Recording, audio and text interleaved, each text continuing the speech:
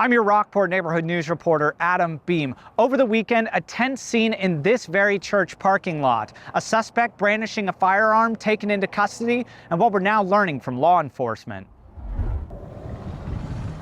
A frightening moment Sunday morning as services had just wrapped here at St. Peter's Catholic Church, when churchgoers say they saw a man standing in the parking lot holding a revolver with his finger on the trigger. He never directly pointed it at anybody or made any threatening comments, but the church that was just letting out a service, they obviously were very concerned whenever they walked outside. When officers arrived, they say the man, now identified as 45-year-old An Huynh, refused to follow commands and attempted to leave the scene. He wasn't following their orders to get away from the vehicle.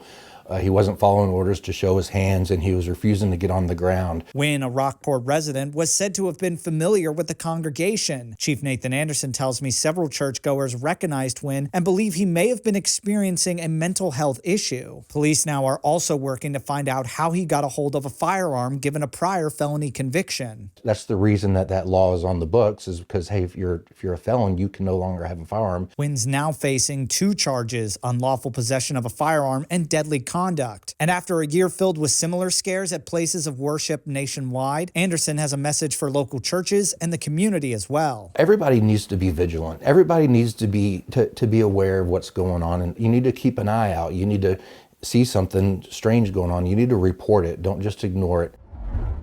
I also spoke with Father Tung Tran, who oversees St. Peter's, who says that he is grateful for the safety of his congregation, as well as the outpouring of support from the community following Sunday's incident.